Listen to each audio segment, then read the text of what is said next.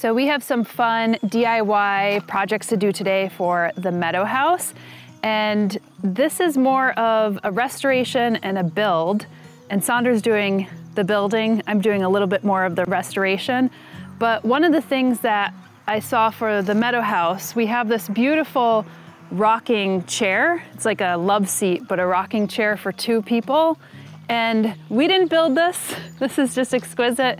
It's, we actually bought it from a guy who makes them in Texas. I think he used to play baseball for a living. He was a professional baseball player.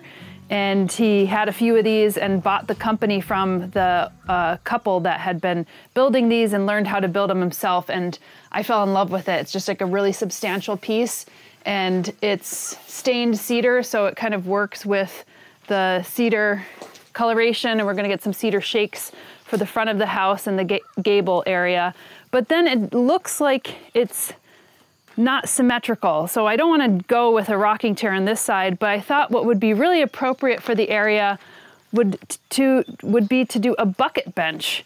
And it's funny because I thought some of the old timers in the area, maybe they're not old timers, they're kind of like the next generation up, but I think like my grandparents' generation would know what a bucket bench is.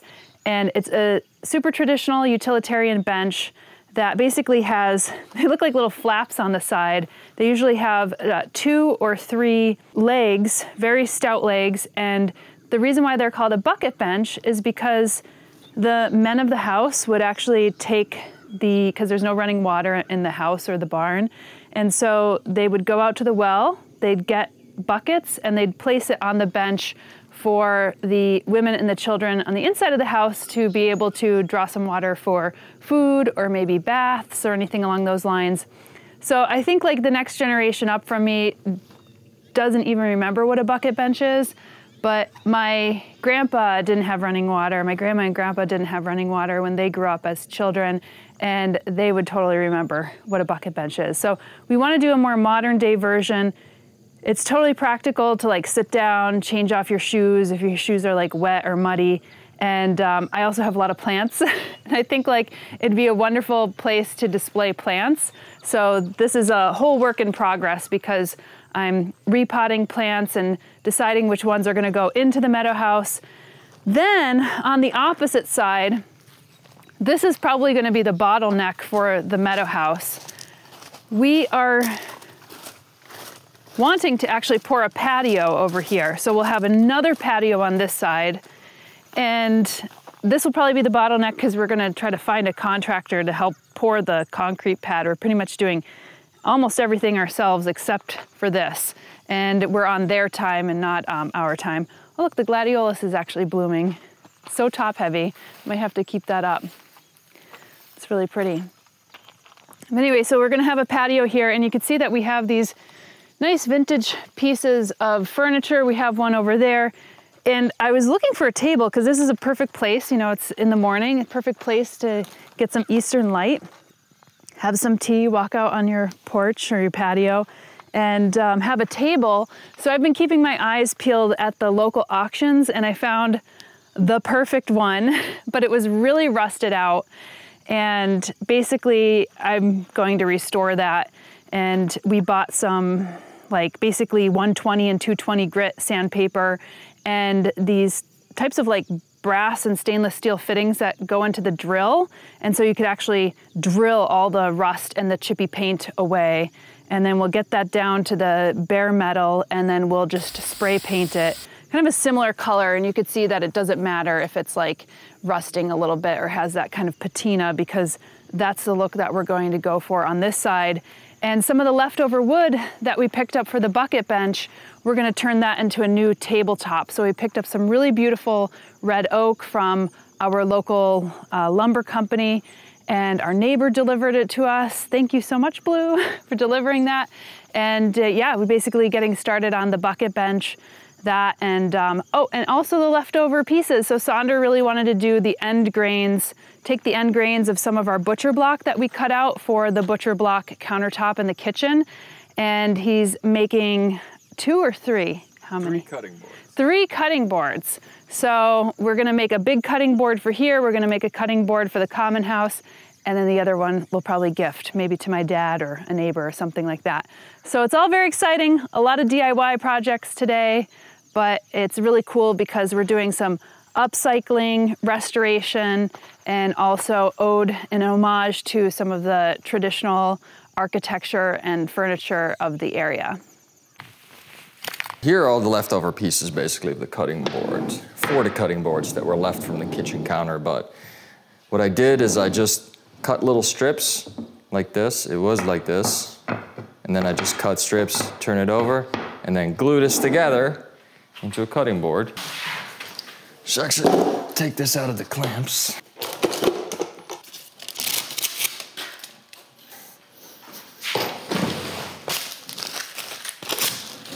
So I put this tape on so it doesn't get my clamps all dirty from the glue. You can see that the...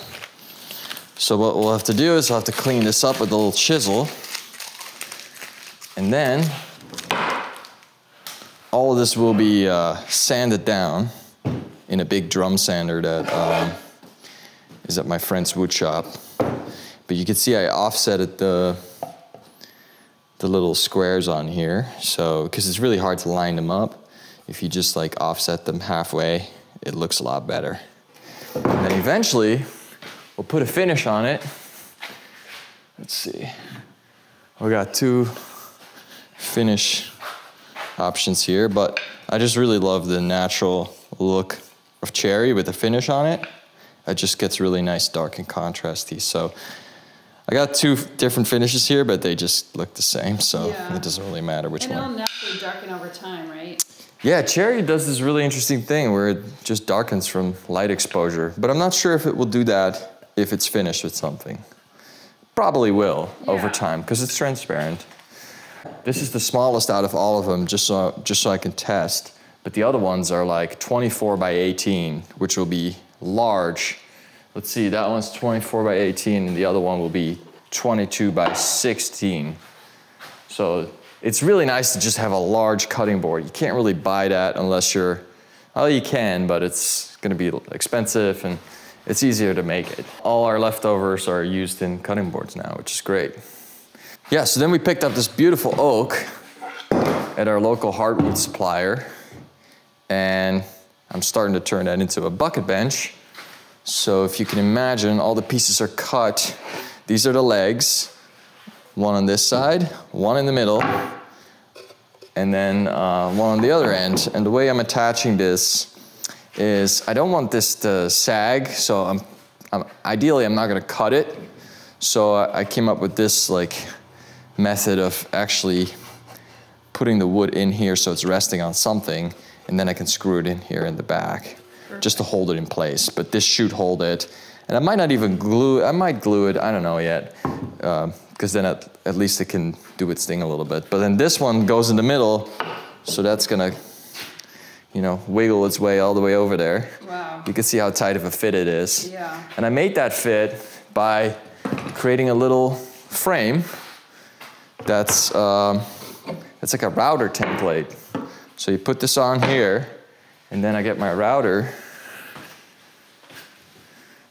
and I got like a little cutout bit.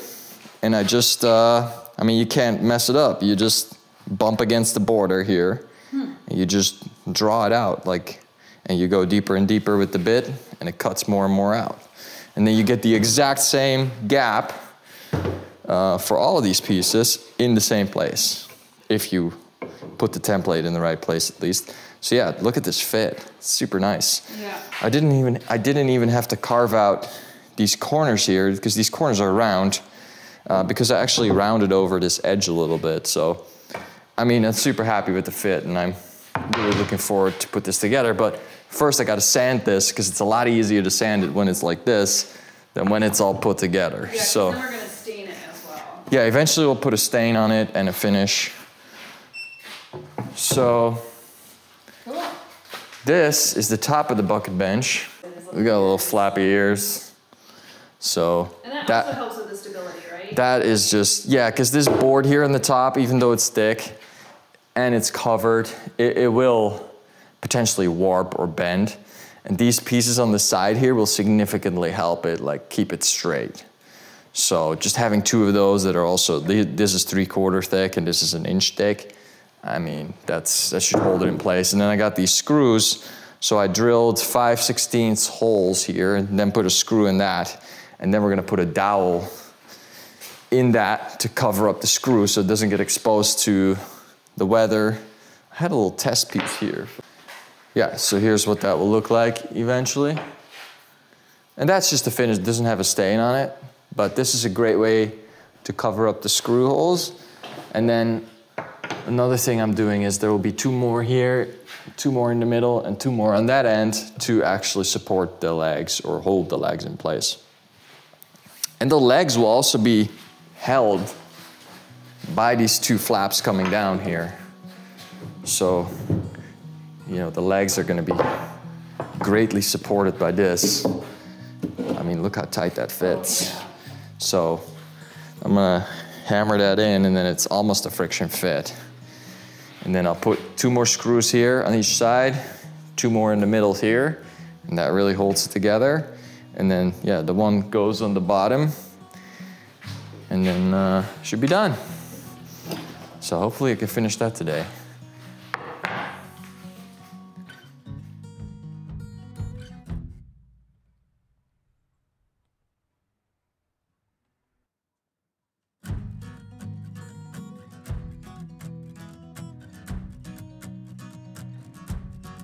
It's such a mess in here, I gotta clean up. So yeah, Summer picked this up.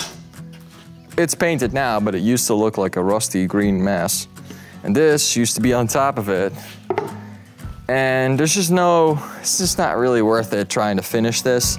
It's also not really a perfect circle. I think someone just cut it with a jigsaw. And it's all beat up and it's thin. So what we did is Summer actually sanded the crap out of this to get the loose paint off.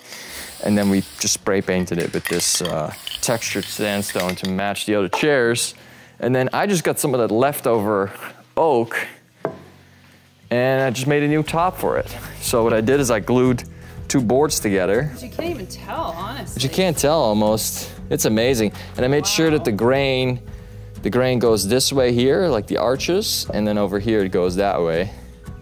So it's like this opposite. And then I had to put a hole here in the middle because what I did is I used the router, I put it on a jig, anchored it here in the middle, and just moved the router around to cut out the shape. And then I put a round over on this and a little chamfer on the bottom. And then I filled the hole with just some glue and sawdust. And then I just sanded it, and I finished it last night. And now it looks really great. I mean, it looks brand new. It looks brand new. Yeah, there's good bones here, so you made a good observation. So. The only thing about this is that this I noticed was cracked on it afterwards. It looked like it had been soldered, but it's not that big of a deal. It doesn't weld it, yeah. So in an ideal perfect world, I knew how to weld and put this together, but I don't, so it's just gonna be like that. But that's gonna be... It's stable enough. Yeah, and you could put plants here, look at that. Yeah, a little small. No, it looks but amazing. We're gonna put more and more coats on this to really make sure that the weather doesn't take a beating on it. Yeah, I think I might also just get a top cover to put over the table. And then the router left these little burn marks here. But it kind of looks cool. And I kind of left them because I thought it looked kind of cool. You know, I could sand them off, but... No, I like it. It's just, it looks a little bit more homespun. Yep, so that's great.